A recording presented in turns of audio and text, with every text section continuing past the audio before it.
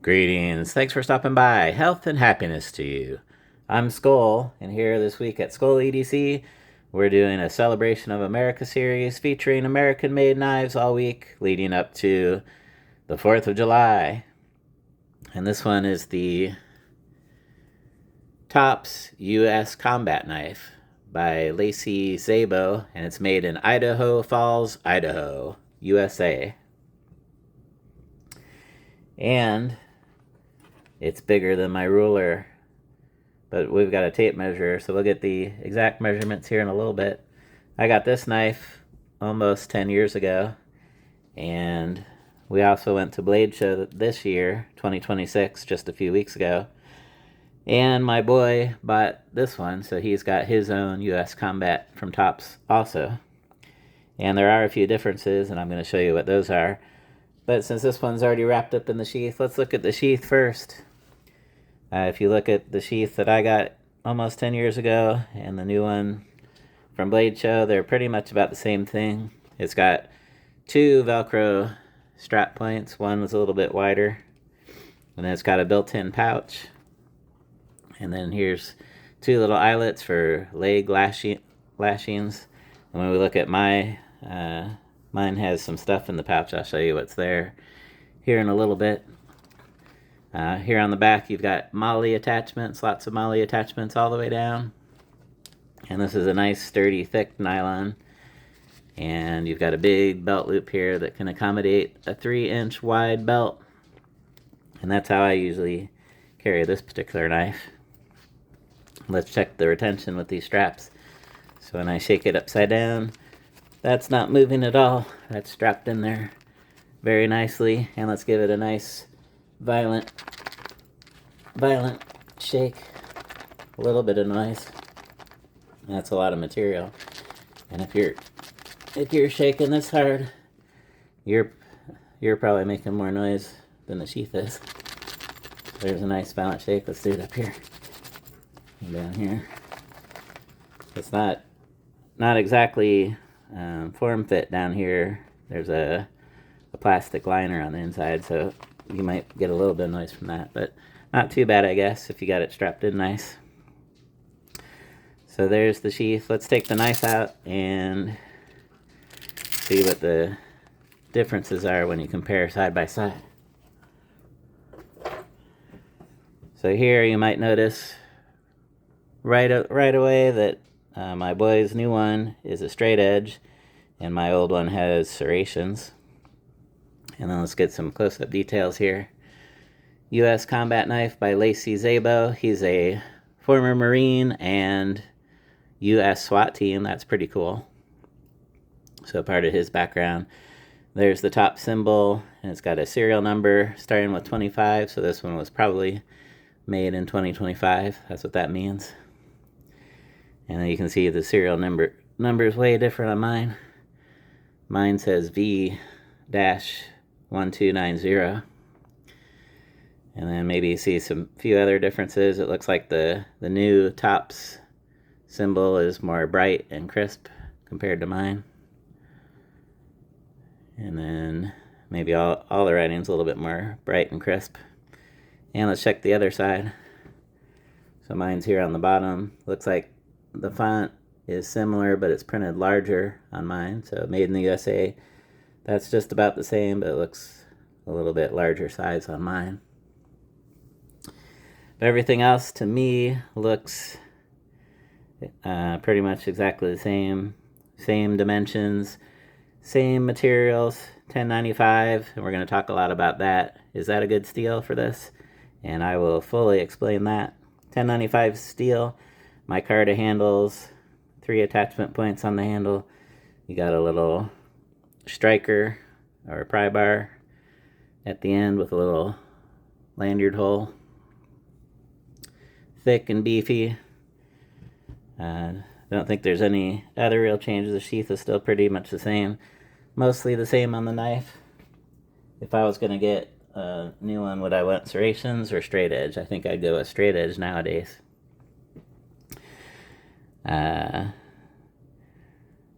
Then we said we were going to show you what was inside my little pouch.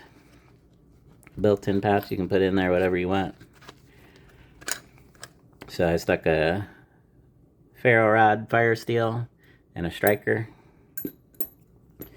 Fit in there easy, and some more stuff.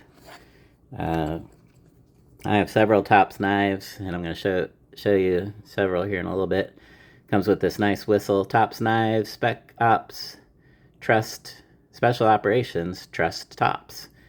Topsknives.com, and a phone number. This makes a really nice train sound. You can do it a little bit louder. That'll get people's attention, but the train sound is fun.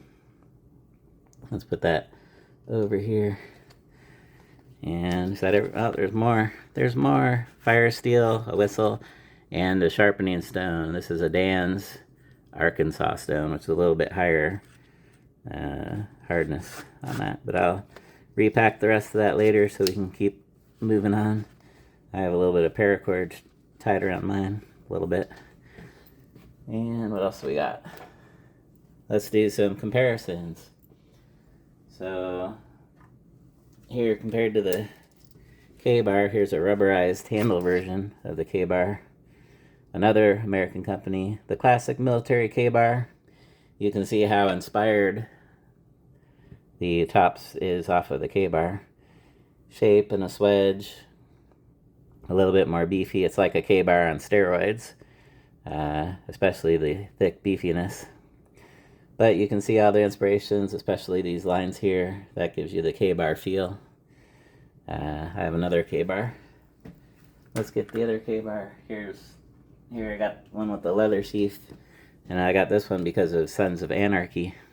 I do a lot of cosplay, and I made a Sons of Anarchy Jack's outfit, and he carried one of these in the show with the leather sheath.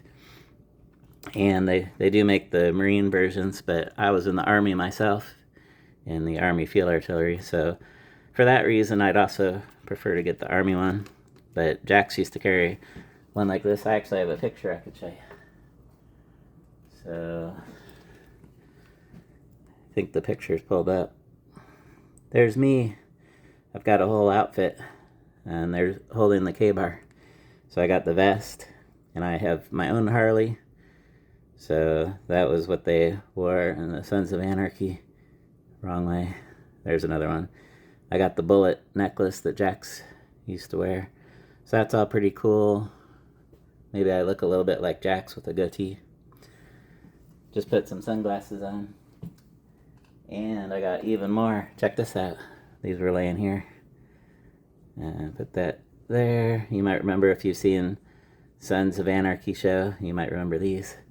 Sons. I actually think I have another pair of rings upstairs that are even a little bit bigger. So I guess I have two sets of these. We'll get that off there. That's a pretty good show if you haven't seen it. If you're looking for something to watch. Sons of Anarchy. What else we got here? So, Kabar. So, inspired from the Kabar. Let's look at a few other military knives. And that Kabar is also made in America. 1095 steel, same as the tops. Here's an EK 44. These were famous from World War II.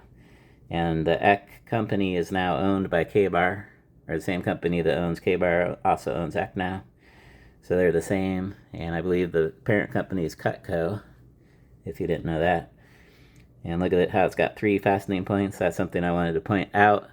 On larger fixed blades, I have a little thing that I like to have 3 fastening points, and I'll usually pass on a knife if it doesn't have 3, so that's just my little thing. Here's a famous EK 44, and here's another one, the Gerber Mark II. So you're just getting a size comparison here. A couple famous military knives. You can see the U.S. Combat was bigger than any of those. Now all those knives I showed you were 1095, except this one is 420 HC, which is that famous steel that buck knives used a lot for a long time. And then for a stainless steel, it's rated 9 out of 10. And so while we're bringing up steel, let me tell you, the total lowdown is $10.95 good. If you're into knives, you've probably heard of or come across or look at yourself. KnifeSteelNerds.com. Our favorite knife metallurgist or most famous, Laren Thomas, and he put all those steel rating charts.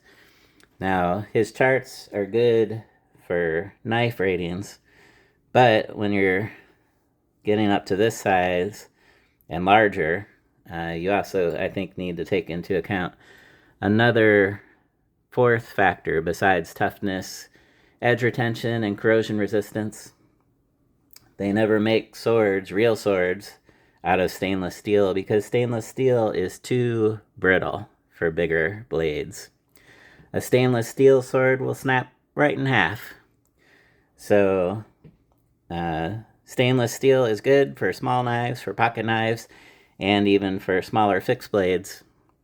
But once you get up to a certain point, maybe about a foot or bigger, stainless steel is no longer, it's just too brittle to use on a bigger blade. On a bigger blade, you can get more leverage, you can get more forces, and stainless steel, because it's 10% chromium or higher, some stainless steels are as high as 20% chromium, it's just too brittle and it'll snap.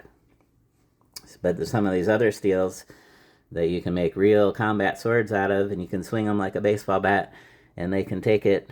Those are high carbon steels that can rust. That's real steel. So $10.95, because of the size, we've moved out of the pocket knife range. We've moved out of the shorter fixed blades. Now we're into very large combat knives and larger. You should be switching to a high carbon steel. So $10.95 is appropriate for this. And some other companies like SE, I have an SE5, I have an SE4, and SE for decades is trusted and proven. They use $10.95 a lot for decades.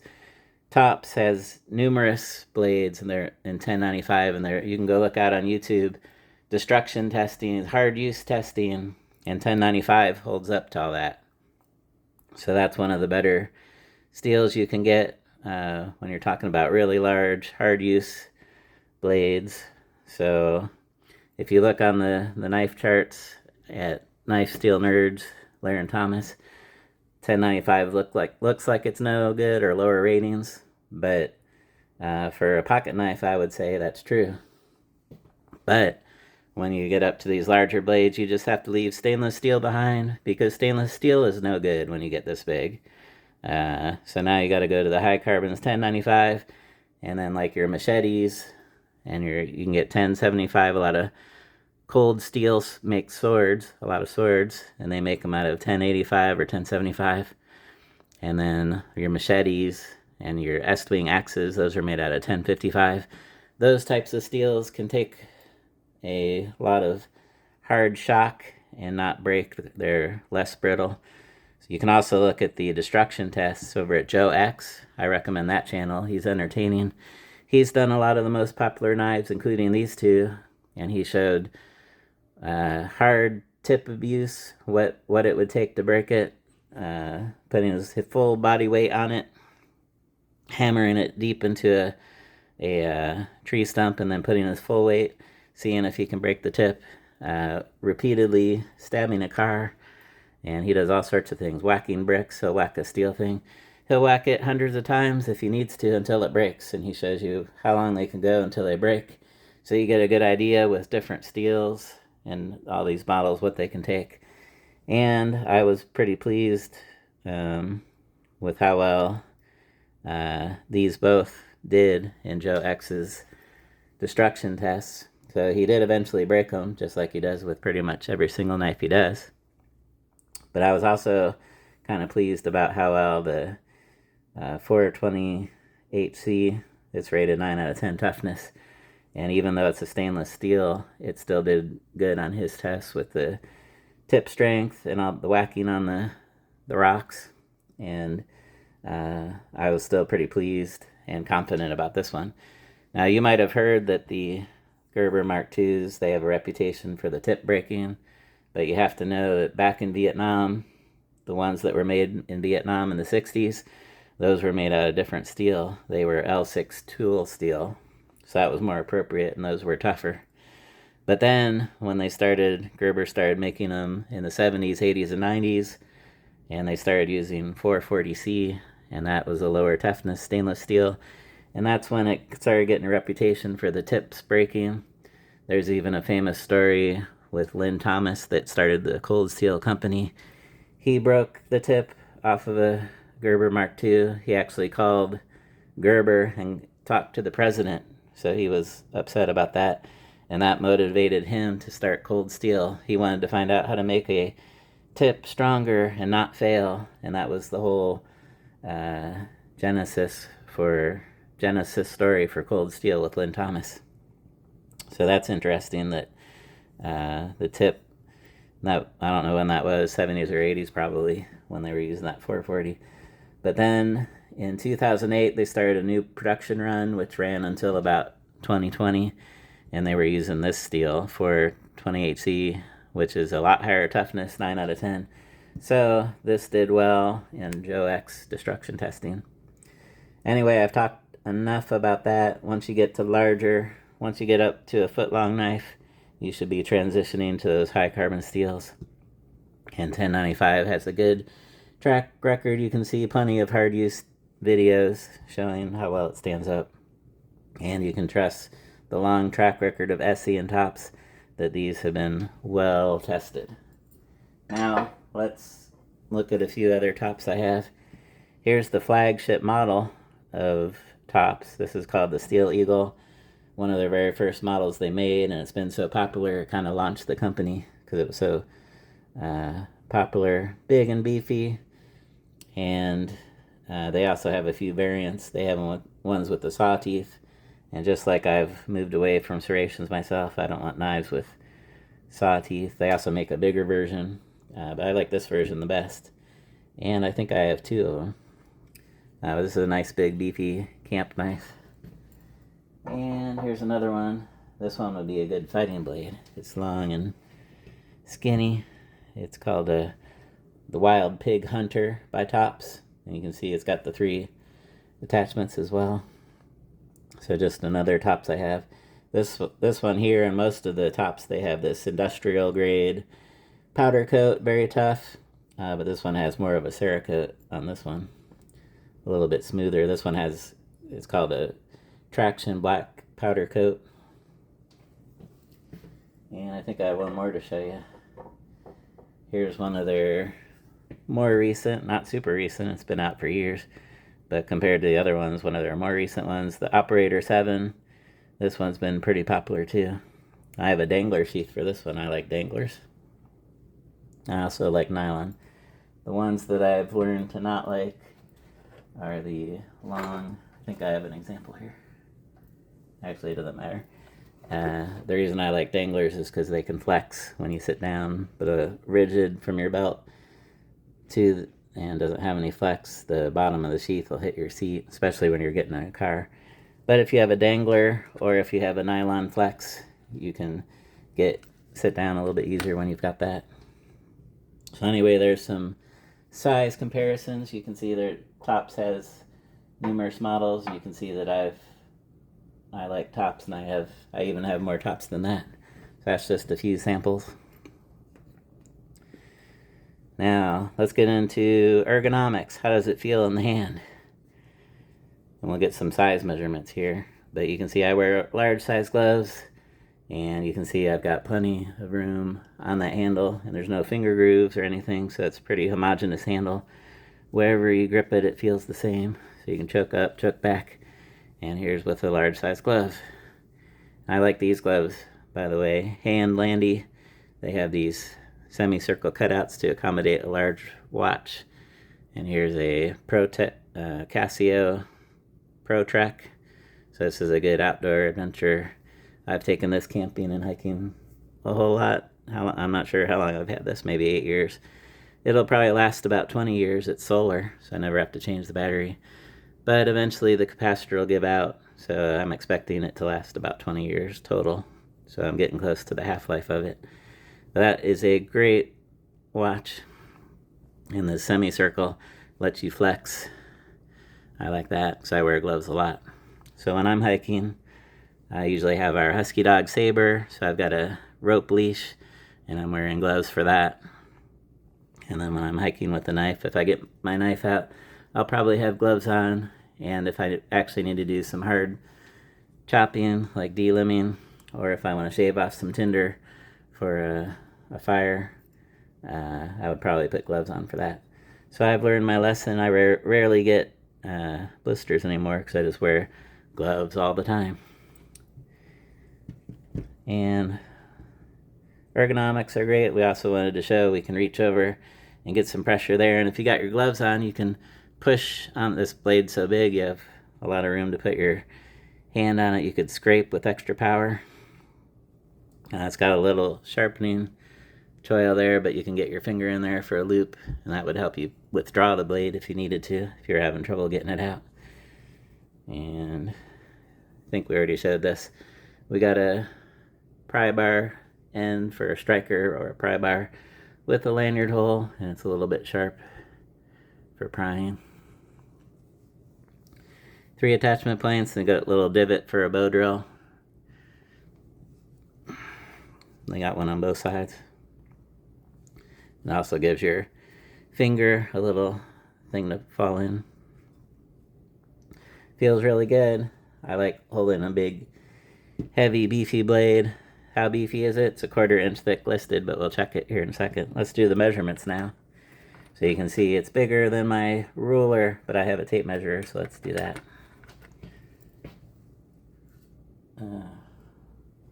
That was the Kabar. Okay. Here's the tape measure.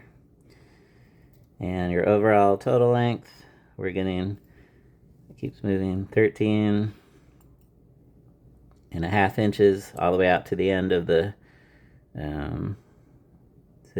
pry bar. And then our blade length, you can see there, 8 inches. And our cutting edge, 7.25 inches. That's a pretty long cutting edge. And then let's do our handle length. Total handle length to the end of the scale is 5.25 inches. And where you would put your fingers, 5 inches. 5 inches room for your hand. And you have a built-in cross guard. 5 inches of plenty of room for anyone, even an XL large hand. You would have plenty of room for your hand. And gloves. No problem. I'll choke all the way up and you see there's plenty left over, even with a large size glove. So good ergonomics for a big, heavy, beefy blade. And let's check our stock thickness with the caliper.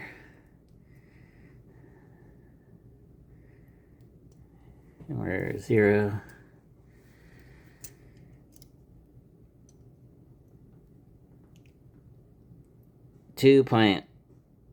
It's 0.256. So it's actually even over a 1/4 inch. That might be because of the powder coating. Let's move it a little bit. Here, I'm still getting 2.56.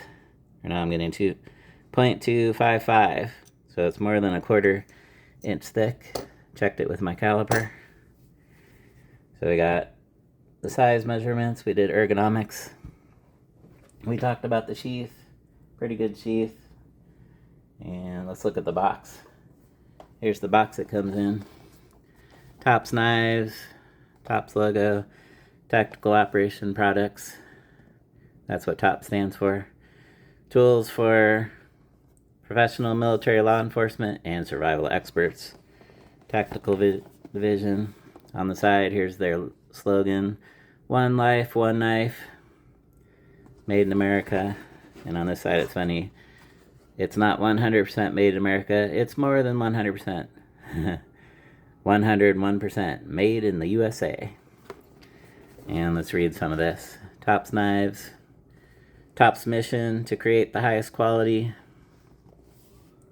rugged, unique, overbuilt, and functional tools for service members, outdoorsmen of all kinds through superior manufacturing, finishing processes, genuine field operator testing.